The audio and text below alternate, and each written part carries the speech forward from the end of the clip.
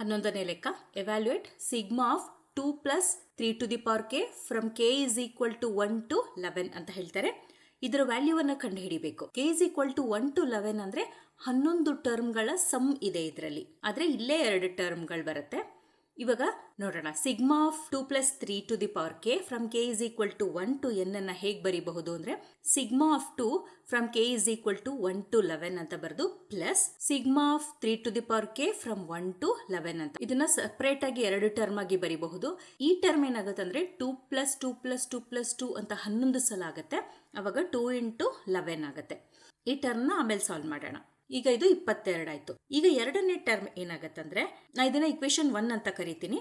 ಈಗ ಈ ಟರ್ಮ್ ಅನ್ನ ಬೇರೆಯಾಗೆ ಸಾಲ್ವ್ ಮಾಡೋಣ.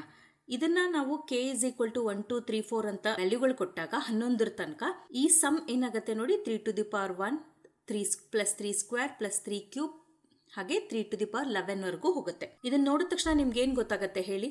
ಇದು ಒಂದು ಜೊಮೆಟ್ರಿಕ್ ಪ್ರೋಗ್ರೆಷನ್ ಅಲ್ವಾ? ಸೊ ಇದನ್ನ sum to 11 terms of a G P ಅಂತ ನೋಡ್ಬಿಟ್ಟು ಅದ್ರ ಫಾರ್ಮುಲಾ ಹಾಕೋಣ. ನೋಡಿ ಮಕ್ಕಳೇ, ಇಲ್ಲಿ ನಿಮ್ಗೆ ಏನಾದ್ರೂ ಕನ್ಫ್ಯೂಷನ್ ಆದ್ರೆ ಅಂತ ನಾನು ಹೇಳ್ತೀನಿ. Sigma 2 from k is equal to 1 to 11. ಇಲ್ಲಿ 2 ಇದೆ ಕಾನ್ಸ್ಟೆಂಟ್, ಕೆ ಯಾವುದೇ ಟರ್ಮ್ ಇಲ್ಲ ಇಲ್ಲಿ. ಅದಕ್ಕೆ ಏನಾಗುತ್ತೆ ಹೇಳಿ? 11 ಸಲ 2 ಪ್ಲಸ್ 2 ಪ್ಲಸ್ 2 ಪ್ಲಸ್ 2 ಅಂತ ಬರೀತೀವಿ. 2 ಕಾಮನ್ ತೆಗೆದ್ರೆ 1 ಪ್ಲಸ್ 1 ಪ್ಲಸ್ 1 ಮತ್ತೆ 11 ಸಲ ಆಯ್ತು. ಅವಾಗ ಸಮ್ ಏನಾಗುತ್ತೆ? 11 ಆಗುತ್ತೆ. ಅದಕ್ಕೆ ನಮಗೆ 2 ಇಂಟು 11 ಅಂತ ಬಂದಿದ್ದು. ನಿಮ್ಗೆ ಅಕಸ್ಮಾತ್ ಇದು ಅರ್ಥ ಆಗದೆ ಇದ್ರೆ ಅಂತ ಇಲ್ಲಿ ತೋರಿಸಿದೀನಿ. ಈಗ ಇದಕ್ಕೆ ಜಿ ಪಿ ಫಾರ್ಮುಲಾ ಹಾಕ್ಬಿಡೋಣ. Sum to n terms of a G P. S n is equal to a into r to the power n minus 1 by r minus 1 ಅಂತ ಹಾಕಿದ್ರೆ ಫಸ್ಟ್ ಟರ್ಮ್ 3 ಮತ್ತೆ ಕಾಮನ್ ರೇಷಿಯೋನು 3. ಅದಕ್ಕೆ 3 into 3 to the power 11 minus 1 by 3 minus 1 ಆಗುತ್ತೆ. ಈಗ ಇಲ್ಲಿ 3 by 2 into 3 power 11 minus 1. 3 power 11 ತುಂಬಾ ದೊಡ್ಡ ಸಂಖ್ಯೆ, ಅದಕ್ಕೆ ನಾವು ಅದನ್ನ ಎಕ್ಸ್ಪ್ಯಾಂಡ್ ಮಾಡಲ್ಲ, ಹಾಗೆ ಉಳಿಸ್ಕೊಳ್ಳೋಣ. ಈಗ ನಾವು ಇಕ್ವೇಶನ್ 1 ಗೆ ಸಬ್ಸ್ಟಿಟ್ಯೂಟ್ ಮಾಡಿದ್ರೆ ಏನಾಗುತ್ತೆ? Sigma 2 plus 3 to the power k from k is equal to 1 to 11 is equal to 22 plus 3 by 2 into 3 to the power 11 minus 1 ಆಗುತ್ತೆ. ಈಗ 12ನೇ ಲೆಕ್ಕ. The sum of first 3 terms of a G P is 39 by 10 and their product is 1. Find the common ratio and terms ಅಂತ ಹೇಳ್ತಾರೆ. ನಾವೀಗ G ಪಿದು 3 terms ಗಳನ್ನ ತಗೋಬೇಕು. ನಾವು a a r plus a r square ಅಂತ ತಗೊಂಡ್ರೆ ಸಿಂಪ್ಲಿಫಿಕೇಶನ್ ಸ್ವಲ್ಪ ಕಷ್ಟ ಆಗತ್ತೆ. ಮಾಡಬಹುದು, ಸ್ವಲ್ಪ ಕಷ್ಟ ಆಗತ್ತೆ. ಅದೇ ನಾವು ಟರ್ಮ್ ಅನ್ನ a by r a r ಅಂತ ತಗೊಂಡ್ವಿ ಜಿ ಪಿಯ 3 ಟರ್ಮ್ಗಳನ್ನ ಅಂತ ಅನ್ಕೊಂಡ್ರೆ ನಮಗೆ ಲೆಕ್ಕ ಮಾಡೋದು ತುಂಬಾ ಸುಲಭ ಆಗುತ್ತೆ. ಬೇಗ ಫಸ್ಟ್ ಟರ್ಮ್ ಕಾಮನ್ ರೇಷಿಯೋ ಎಲ್ಲ ಕಂಡು ಹಿಡಿದು ಬಿಡ್ಬೋದು. ಅದಕ್ಕೆ ನಾವು let a by r a r be the first 3 terms of G P ಅಂತ ತಗೊಂಡಿದೀವಿ. ಈಗ ಅವ್ರು ಕೊಟ್ಟಿರೋ ಡೇಟಾ ಪ್ರಕಾರ sum of first 3 terms of G P 39 by 10 ಅಂತಾರೆ. A by r plus a r is equal to 39 ಆಯ್ತು. There product is 1 ಅಂತೆ. 3 ಟರ್ಮ್ಗಳ product 1 ಅಂತೆ. ಅವಾಗ a by r into a r is equal to 1. ಇಲ್ಲಿ ನೋಡಿ, r ಮತ್ತೆ r cancel ಆಗಿ a cube is equal to 1 ಬರುತ್ತೆ ಅಲ್ವಾ? ಅದಕ್ಕೆ ನಾವು ಈ ರೀತಿ ಜಿ ಪಿ ಟರ್ಮ್ಸ್ ಗಳನ್ನ ತಗೊಂಡಿದ್ದು. ಈ ಇಕ್ವೇಶನ್ ಏನಾಗುತ್ತೆ? A cube is equal to 1 ಆಗುತ್ತೆ. ಅವಾಗ ಎ ಇಸ್ ಈಕ್ವಲ್ ಟು 1 ಆಗುತ್ತೆ. ಅಂದ್ರೆ ನಾವು ರಿಯಲ್ ರೂಟ್ಸ್ ಮಾತ್ರ ಕನ್ಸಿಡರ್ ಮಾಡಿದಾಗ ಎ ಇಸ್ ಈಕ್ವಲ್ ಟು 1 ಅನ್ನ ನಾವು ಈ ಇಕ್ವೇಶನ್ ಅಲ್ಲಿ ಸಬ್ಸ್ಟಿಟ್ಯೂಟ್ ಮಾಡೋಣ. ಆಗೇನಾಗುತ್ತೆ? 1 by r plus 1 plus r is equal to 39 by 10 ಆಯ್ತು. ಈಗ ಇದನ್ನ ಎಲ್ ಸಿ ಎಂ ತಗೊಂಡ್ರೆ 1 plus r square is equal to 39 r by 10 ಆಗುತ್ತೆ. ಇದನ್ನ ಸಿಂಪ್ಲಿಫೈ ಮಾಡಿ ಇವಾಗ ಒಂದು ಕ್ವಾಡ್ರಾಟಿಕ್ ಇಕ್ವೇಶನ್ ಬರುತ್ತೆ. 10 r square minus 29 r plus 10 is equal to 0. ಈಗ ಕ್ವಾಡ್ರಾಟಿಕ್ ಇಕ್ವೇಶನ್ ನ ಸಿಂಪ್ಲಿಫೈ ಮಾಡೋಣ. 10 r square minus 25 r minus 4 r plus 10 is equal to 0 ಆಯ್ತು. 5 r minus 2 into 2 r minus 5 equal to 0. ಅಂದ್ರೆ r is equal to 2 by 5 ಅಥವಾ 5 by 2. ಈಗ ನಮ್ಗೆ ಆರ್ಗೆ 2 ವ್ಯಾಲ್ಯೂಗಳು ಬಂದಿದೆ, 2 ಕಾಮನ್ ರೇಷಿಯೋ ಇದೆ. ನಮ್ ಜಿ ಪಿ ಏನ್ ಹೇಳಿ? A by r a r ಅಲ್ವಾ? ಈಗ r is equal to 2 by 5 ಅಂತ ಕನ್ಸಿಡರ್ ಮಾಡೋಣ. ಆಗ ನಮ್ ಜಿ ಪಿ ಏನಾಗುತ್ತೆ ನೋಡೋಣ. ಎ ಬೈ ಆರ್ ಅಂದ್ರೆ ಎ ನಮಗೆ ಗೊತ್ತಿದೆ 1 ಬಂದಿದೆ ಅಲ್ವಾ? ಎ ಬೈ ಆರ್ ಅಂದ್ರೆ 1 ಬೈ 2 ಬೈ 5 ಅಂದ್ರೆ 5 ಬೈ 2 ಆಗುತ್ತೆ. ಅಂದ್ರೆ ಮೊದಲನೇ ಟರ್ಮ್ 5 ಬೈ 2 ಆಯ್ತು. ಎರಡನೇ ಟರ್ಮು ಎ ಅಲ್ವಾ? ಜಿ ಪಿ ನಾವು ಕನ್ಸಿಡರ್ ಮಾಡಿರೋ ಪ್ರಕಾರ ಅವಾಗ ಎ ಇಸ್ ಈಕ್ವಲ್ ಟು 1 ಅಂತ ಗೊತ್ತು. ಮೂರನೇ term a into r. So a 1 ಆಗಿರೋದ್ರಿಂದ ಮೂರನೇ ಟರ್ಮ್ 2 ಬೈ 5 ಆಯ್ತು. ಸೊ ಆಗ ಜಿ ಪಿಯ 3 ಟರ್ಮ್ಗಳೇನು? 5 ಬೈ 2 1 2 ಬೈ 5. ಈಗ ಕಾಮನ್ ರೇಷಿಯೋ 5 ಬೈ 2 ಆದ್ರೆ ಏನಾಗುತ್ತೆ? ಎ ಬೈ ಆರ್ ಅಂದ್ರೆ 2 ಬೈ 5 ಆಯ್ತು. 1 ಬೈ 5 ಬೈ 2 ಆಗತ್ತಲ್ವಾ? ಆಗ 2 ಬೈ 5 ಆಗುತ್ತೆ. ಮತ್ತೆ a is equal to 1. A into r ಅಂದ್ರೆ 5 ಬೈ 2 ಬರುತ್ತೆ. ಆಗ ಜಿ ಪಿಯ 3 ಟರ್ಮ್ಗಳೇನಾಗುತ್ತೆ? 2 ಬೈ 5 1 5 ಬೈ 2 ಆಗುತ್ತೆ. ಮಕ್ಕಳೇ, ಕಾಮನ್ ರೇಷಿಯೋಗೆ ಈ ರೀತಿ 2 ವ್ಯಾಲಿಡ್ ಉತ್ತರಗಳು ಬಂದಾಗ ನೀವು 2 ಕಾಮನ್ ರೇಷಿಯೋಗೆ ಆ ಟರ್ಮ್ಗಳೇನಾಗುತ್ತೆ ಅಂತ ಬರೆದು ಈ ರೀತಿ ಎರಡೂ ಜಿ ಪಿಯನ್ನು ತೋರಿಸ್ಬೇಕು. ಈಗ ಮುಂದಿನ ಲೆಕ್ಕ ಮಾಡೋಣ. 13ನೇದು, how many terms of a G P 3, 3² 3³ are needed to give the sum as 120 ಅಂತ ಹೇಳ್ತಾರೆ. ಈ ಲೆಕ್ಕ ತುಂಬಾ ಸುಲಭ ಇದೆ, ನೋಡಿದ ತಕ್ಷಣ ಗೊತ್ತಾಗ್ತಾ ಇದೆ. ಇದು G P sum to n terms of a G P. ಇದು ಫಸ್ಟ್ ಟರ್ಮ್ ಏನು 3, ಕಾಮನ್ ರೇಷಿಯೋನು 3 ಆಗುತ್ತೆ.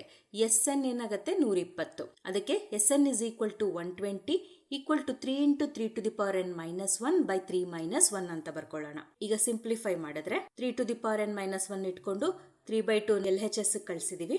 ಆಗ 3⁻n−1 ಈಕ್ವಲ್ ಟು 80 ಬಂದಿದೆ, ಅಂದ್ರೆ 81 ಬಂತು. ಈಗ ನಾವು ಎನ್ನ ವ್ಯಾಲ್ಯೂ ಕಂಡು ಹಿಡಿಯಕ್ಕೆ 81 ಅನ್ನ 3 ಸಮಥಿಂಗ್ ಬರಿಬೇಕು. ಅಂದ್ರೆ ದಟ್ ಇಸ್ ಈಕ್ವಲ್ ಟು 3⁴. ಅಂದ್ರೆ 3n ಇಸ್ ಈಕ್ವಲ್ ಟು 3⁴ ಆಗತ್ತೆ. ಆಗ ಬೇಸಸ್ ಸೇಮ್ ಇರೋದ್ರಿಂದ ಇಂಡಿಸಸ್ ನಾವು ಈಕ್ವೇಟ್ ಮಾಡಬಹುದು. ಅವಾಗ n ಇಸ್ ಈಕ್ವಲ್ ಟು 4 ಆಯ್ತು. ಅಂದ್ರೆ 4 ಟರ್ಮ್ಗಳನ್ನ ಈ ಜಿ ಪಿಯ 4 ಟರ್ಮ್ ಕನ್ಸಿಡರ್ ಮಾಡಿದಾಗ ಜಿ ಪಿಯ ಸಮ್ 120 ಆಗತ್ತೆ. ಈಗ 14ನೇ ಲೆಕ್ಕ, the sum of first 3 terms of a G P 16 and sum of the next 3 terms is 128.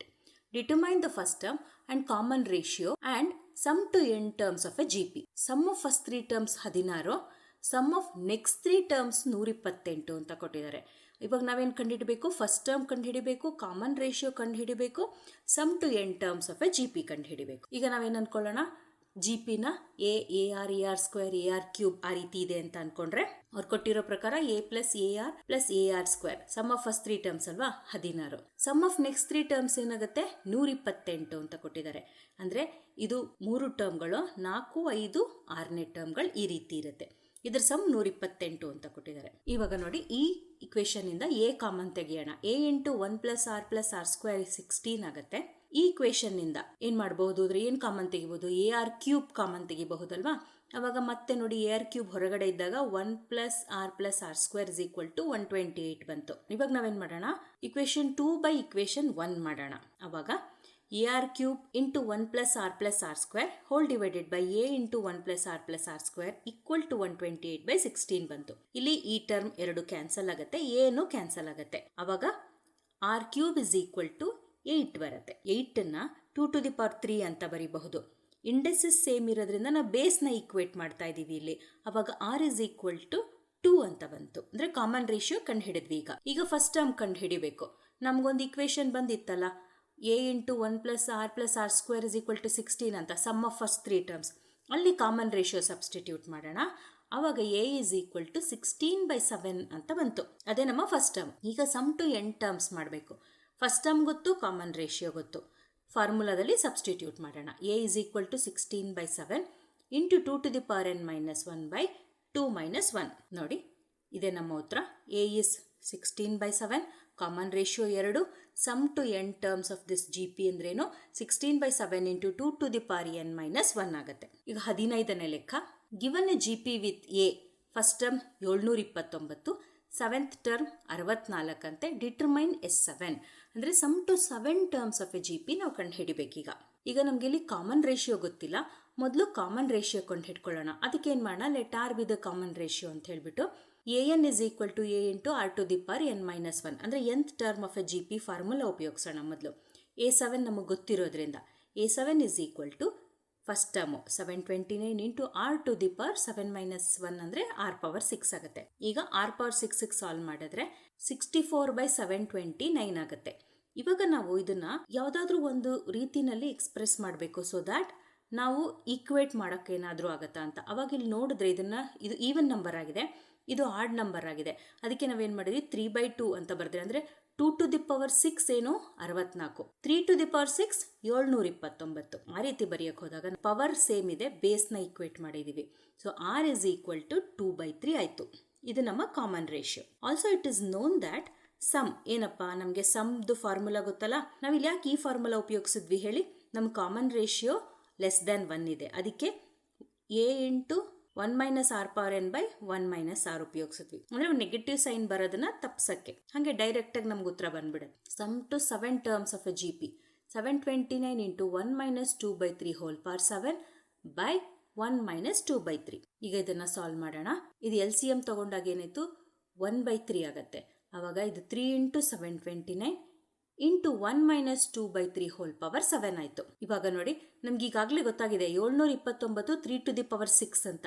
ಇಲ್ಲಿ 3 ಇದೆ, ಅವಾಗ 3/7 ಆಯ್ತಲ್ವ ಇದು. ಇಲ್ಲಿ ಇದನ್ನ ನಾವು ಏನ್ ಮಾಡೋಣ, ಆಗ ಬೇರೆ ಮಾಡೋಣ. 2/7/3/7 ಅಂತ ಬರ್ಕೊಂಡ್ರೆ LCM ತಗೊಂಡ್ರೆ 3⁻7 - 2⁻7 ಡಿವೈಡೆಡ್ ಬೈ 3⁻7 ಆಯ್ತು. ಅವಾಗ ಇವೆರಡು ಟರ್ಮ್ ಕ್ಯಾನ್ಸಲ್ ಆಯ್ತಾ.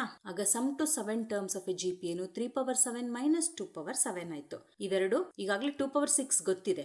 ಸೊ ಇನ್ನೊಂದು 3 ಮಲ್ಟಿಪ್ಲೈ ಮಾಡಿದ್ರೆ 2187 ಬಂತು, -128. So sum to 7 terms of a GP ಏನು 2059 ಆಯ್ತು. ಮಕ್ಕಳೇ, ಈ ಲೆಕ್ಕದಲ್ಲಿ ಬರೀ ಟ್ರಿಕ್ ಇದ್ದಿದ್ದೇನು ಹೇಳಿ, ಎಲ್ಲ ಸುಲಭ ಆಯ್ತು. ಇದನ್ನ ನೀವು ಹೆಂಗೆ ಸಾಲ್ವ್ ಮಾಡ್ತೀರಾ ಅನ್ನೋದು, 2/3⁻7 ಇದ್ರೆ ಹೇಗೆ ಸಾಲ್ವ್ ಮಾಡ್ತೀರಾ, ಮತ್ತೆ ಕಾಮನ್ ರೇಷಿಯೋಗೆ 64/729 ಬಂದಾಗ ಹೇಗೆ 2/3⁻6 ಅಂತ ಬರ್ಕೊಂಡ್ರಿ, ಅಷ್ಟೇ ಟ್ರಿಕ್ ಇದ್ದಿದ್ದು. ನೀವು ಅದನ್ನ ಆ ರೀತಿ ಎಕ್ಸ್ಪ್ರೆಸ್ ಮಾಡ್ಬಿಟ್ರೆ ನಿಮ್ಗೆ ಉತ್ತರ ಬಂದ್ಬಿಡತ್ತೆ. ಸುಮಾರು ಸಲ ಆ ರೀತಿ ನಾವು ಮಾಡಿ ಕಾಮನ್ ರೇಷಿಯೋ ಕಂಡು ಹಿಡ್ಕೊಳ್ತೀವಿ. GP ಲೆಕ್ಕ ಸಾಲ್ವ್ ಮಾಡುವಾಗ ಸುಮಾರು ಸಲ ನಾವು ಈ ರೀತಿ ಮಾಡ್ಬಿಟ್ಟು ಕಾಮನ್ ರೇಷಿಯೋನೋ ಅಥವಾ ಫಸ್ಟ್ ಟರ್ಮ್ನೋ ಕಂಡು ಹಿಡಿತೀವಿ.